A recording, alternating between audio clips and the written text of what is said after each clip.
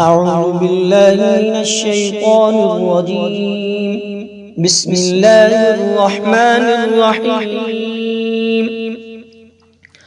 الحمد لله الذي أنزل على عبده الكتاب ولم يجعل له عوجا قيما لينذر بأسا شديدا من لدنه ويبشر المؤمنين الذين يعملون الصالحات أن لهم أجرا حسنا ماكثين فيه أبدا وينذر الذين قالوا اتخذ الله ولدا ما لهم به من علم ولا لآبائهم كبرت كلمة تخرج من أفواههم إن يقولون إلا كذبا فلعلك باخع نفسك على آثارهم إن لم يؤمنوا بهذا الحديث أسفا إنا جعلنا ما على الأرض زينة لها لنبلوهم أيهم أحسن عملا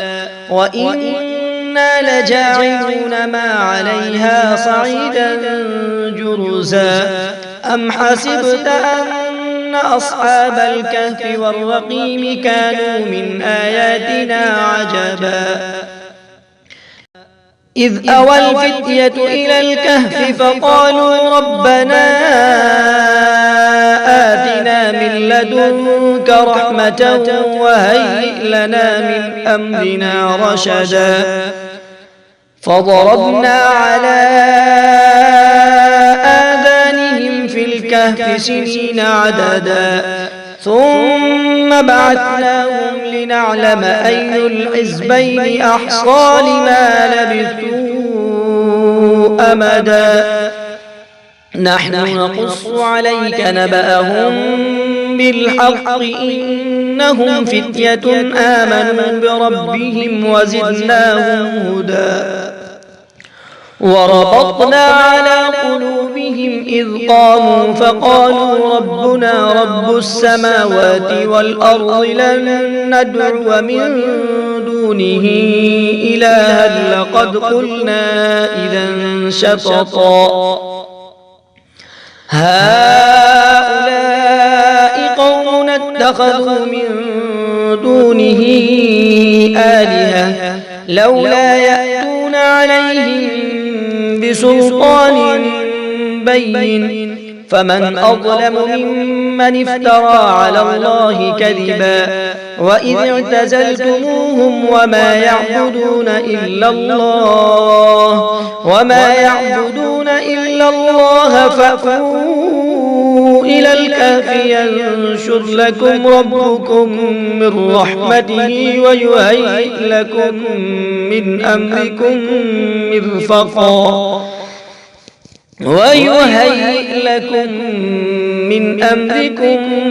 مرفقا وترى الشمس إذا طلعت تزاور عن كهفهم ذات اليمين وإذا غربت تقرضهم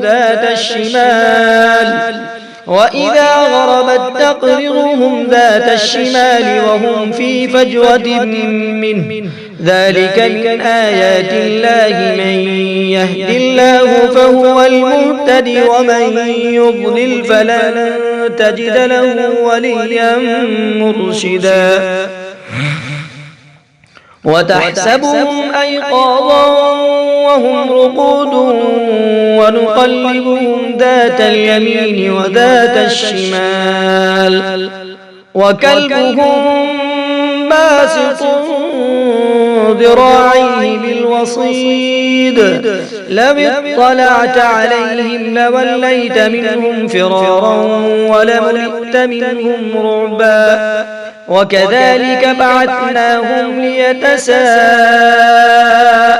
بينهم قال قائل منهم كم لبثتم قالوا لبثنا يوما أو بعض يوم قالوا ربكم أعلم بما لبثتم فابعثوا أحدكم بورقكم هذه إلى المدينة فلينظر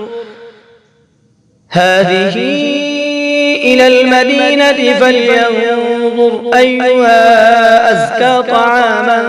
فليأتكم برزق منه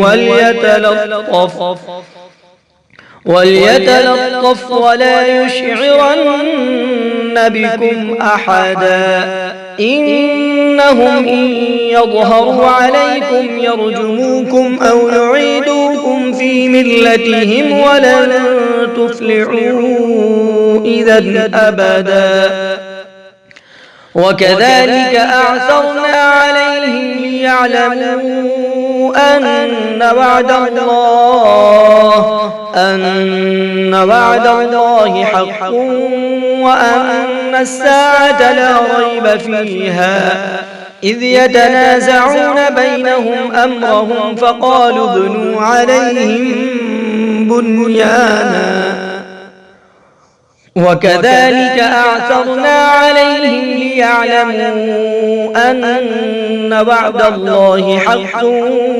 وأن الساعة لا ريب فيها إذ يتنازعون بينهم أمرهم فقالوا ابنوا عليهم بنيانا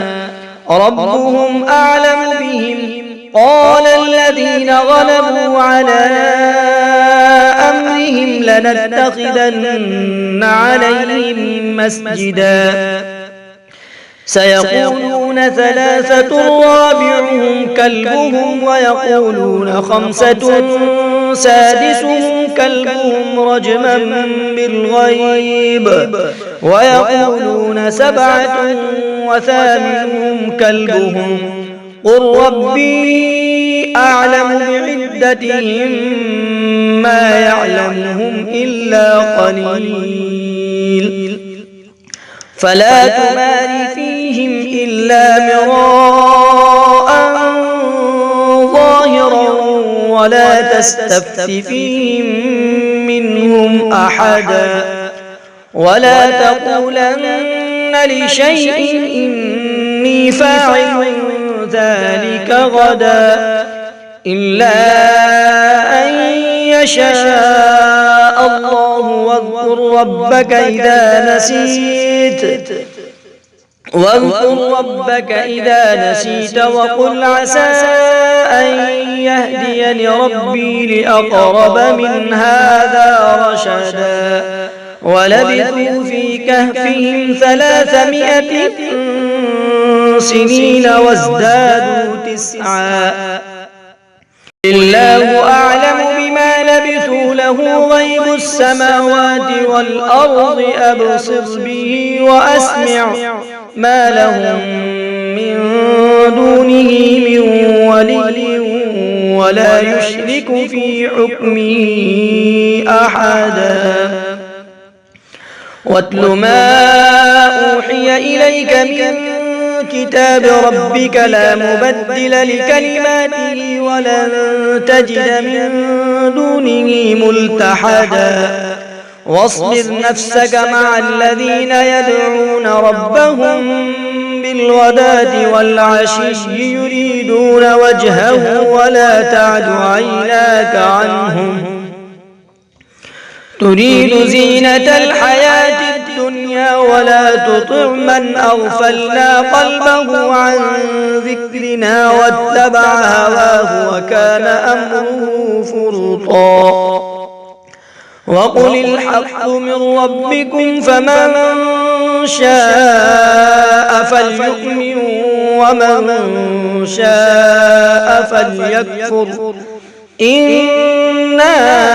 أعتدنا للظالمين نارا أحاط بهم سرادقها وإن يستغيثوا يغاثوا بماء كالمهل يشوي الوجوه بئس الشراب وساءت مرتفقا إن الذين آمنوا وعملوا الصالحات إنا لا نضيع أجر من أحسن عملا أولئك لهم جنات عدن تجري من تحتهم الأنهار يحلون فيها من أساور من ذهب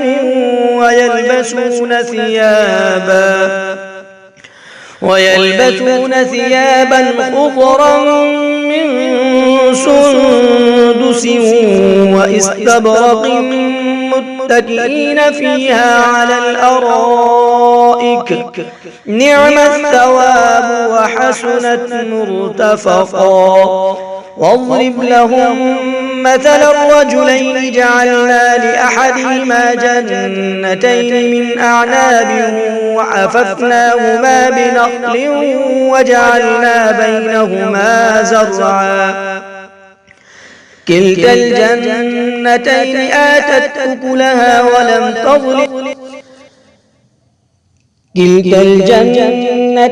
آتت أكلها ولم تظلم منه شيئا وفجرنا خلالهما نهرا وكان له ثمر فقال لصاحبه وهو يحاوره أنا أكثر منك مالا وأعز نفرا ودخل جنته وهو ظالم لنفسه قال ما أظن أن تبيد هذه أبدا وما أظن الساعة قائمة ولئن رددت إلى ربي لأجدن خيرا منها منقلبا قال له صاحبه وهو يحاوره أكفرت بالذي خلقك من تراب ثم من نطفة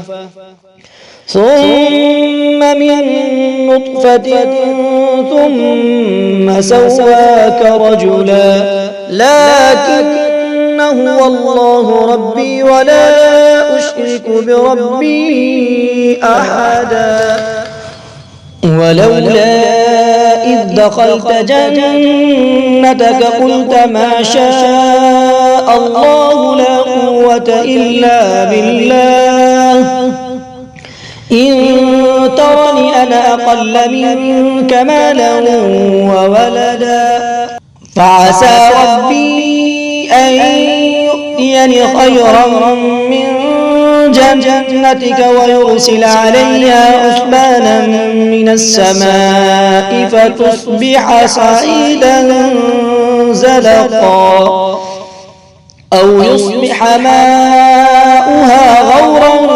فلن تستطيع له طلبا وأحيط بثمره فأصبح يقلب كفيه على ما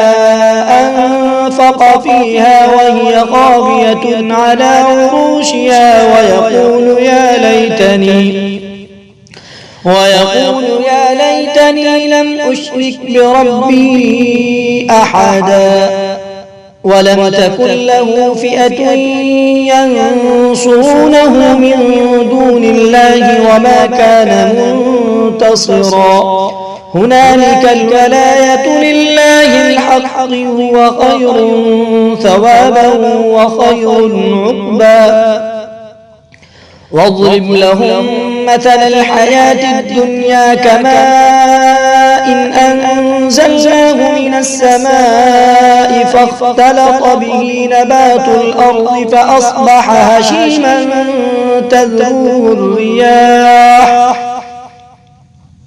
وكان الله على كل شيء مقتدرا المال والبنون زينة الحياة الدنيا والباقيات الصالحات خير عند ربك ثوابا وخير أملا ويوم نسير الجبال وترى الأرض بارزة وحشرناهم فلم نغادر منهم أحدا وعرضوا على ربك صفا لقد جئتمونا كما خلقناكم أول مرة بل زعمتم أن لن نجعل لكم موعدا ووضع الكتاب فترى المجرمين مشفقين مما فيه ويقولون يا ويلتنا ما لهذا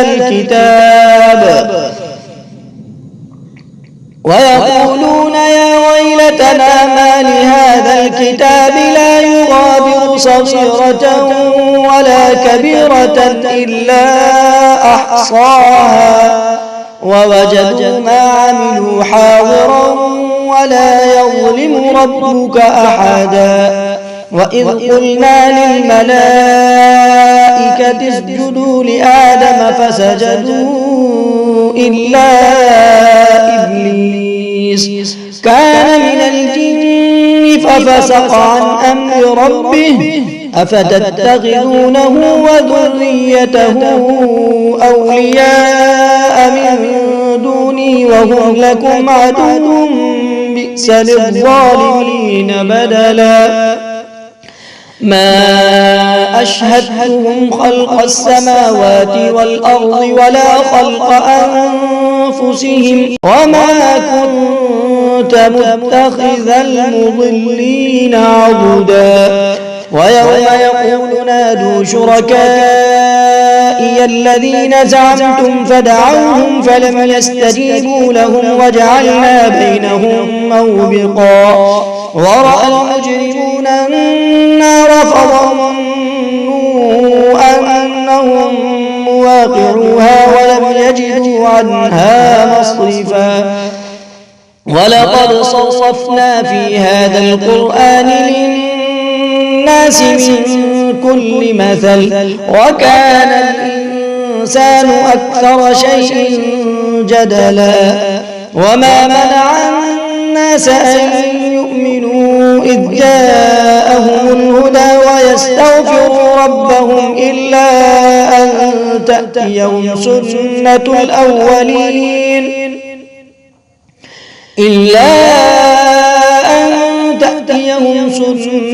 الأولين أو يأتيهم العذاب قبلا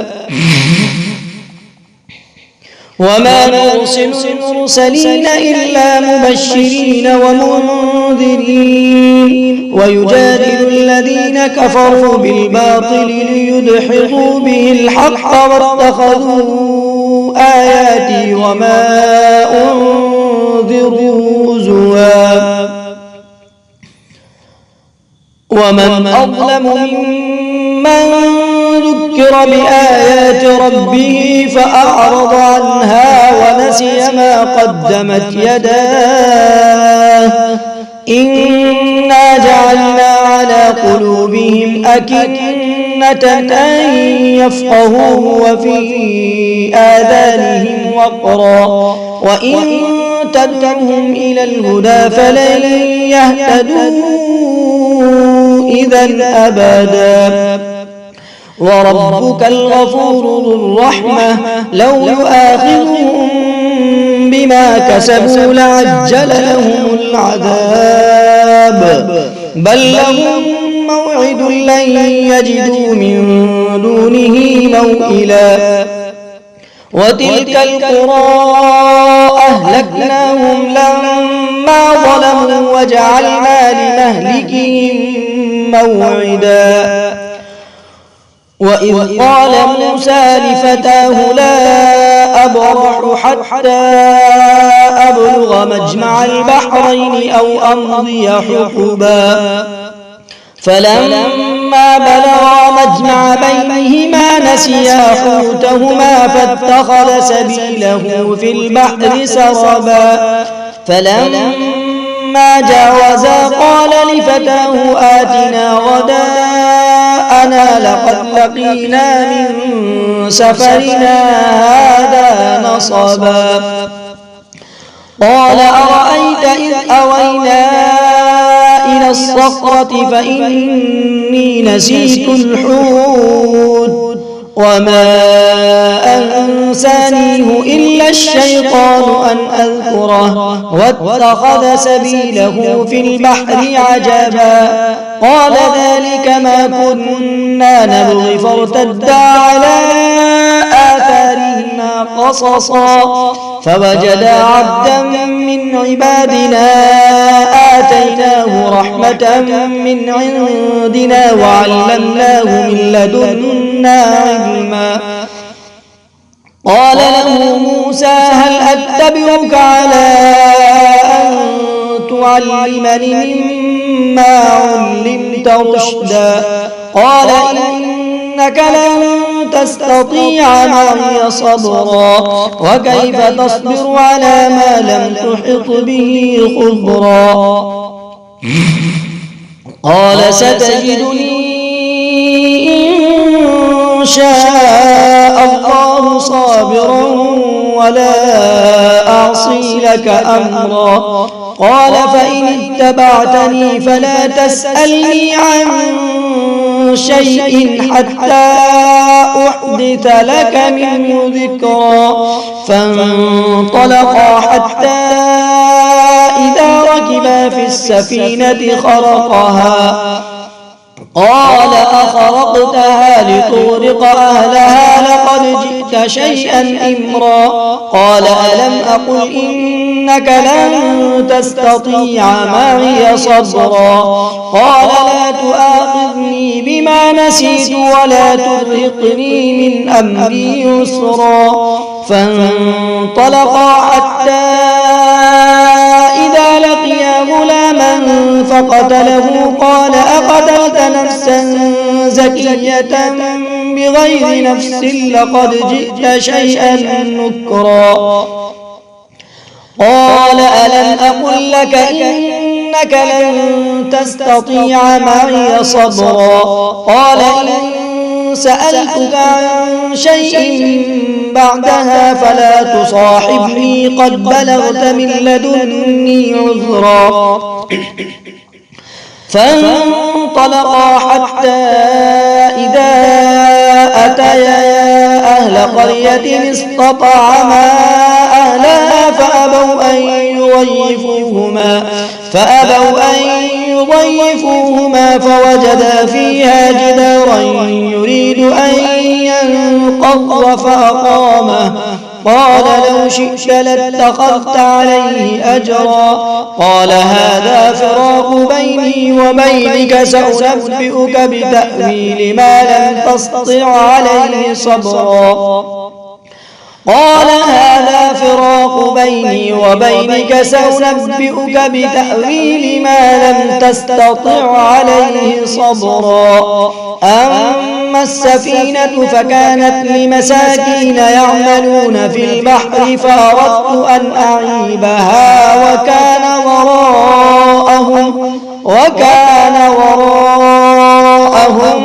ملك يأخذ كل سفينة غصبا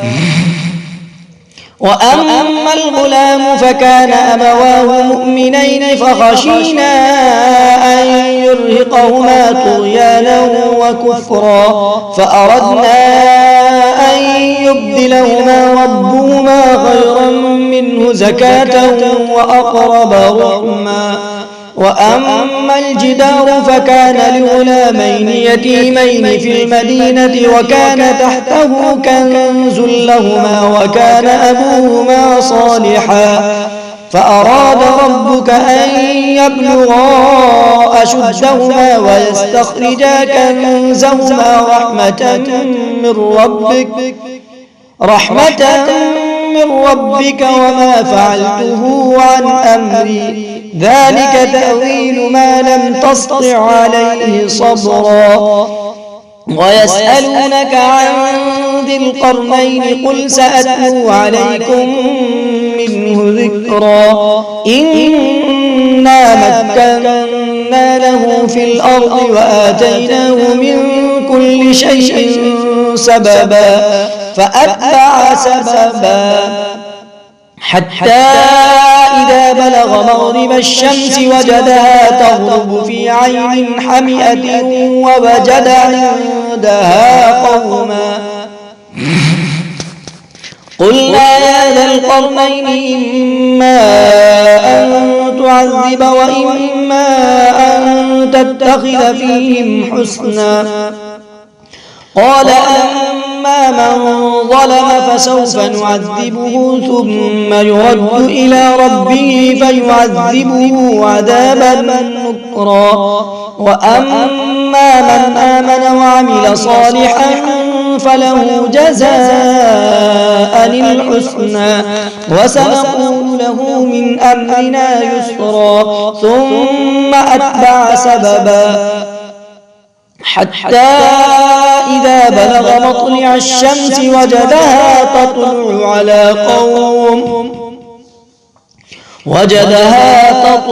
على قوم لم نجعل لهم من دونها سترا. كذلك وقد أحطنا بما لديه خبرا. ثم أتبع سببا حتى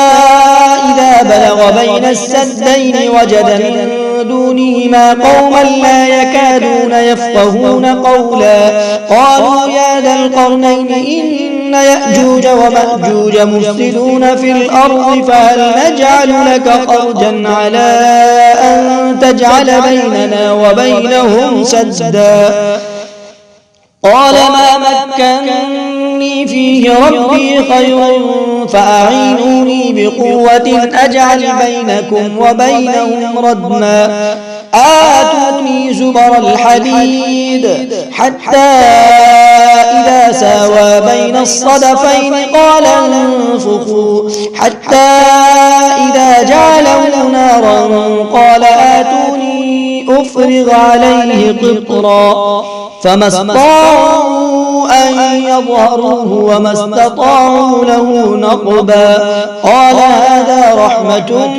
من ربي فإذا جاء وعد ربي جعله دكاء وكان وعد ربي حقا. وتركنا بعضهم يومئذ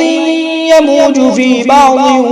ونفخ في الصور فجمعناهم جمعا. وعرضنا جهنم يومئذ للكافرين عرضا. الذين كانت أعينهم في غطاء عن ذكري وكانوا لا يستطيعون سمعا. أفحسب الذين كفروا أن يتخذوا عبادي من دوني أولياء إنا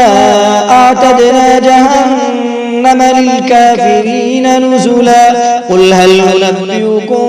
بالأخسرين أعمالا الذين ضل سعيهم في الحياة الدنيا وهم يحسبون أنهم يحسنون صنعا. أولئك الذين كفروا بآيات ربهم ولقائه فحبطت أعمالهم فلا نقيم لهم يوم القيامة وزنا. ذلك جزاؤهم جهنم بما كفروا واتخذوا آياتي ورسلي هزوا.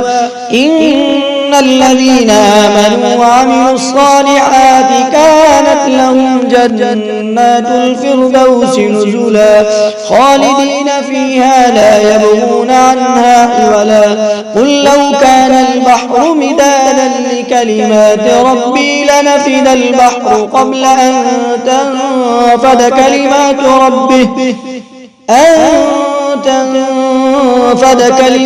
ربي ولو جئنا بمثله مددا. قل لو كان البحر مدادا لكلمات ربي لنفد البحر قبل أن تنفد كلمات ربي ولو جئنا بمثله مددا. قل إنما أنا بشر مثلكم يوحى إلي أنما إلهكم إله واحد فمن كان يرجو لقاء ربه فليعمل عملا صالحا ولا يشرك بعبادة ربه أحدا.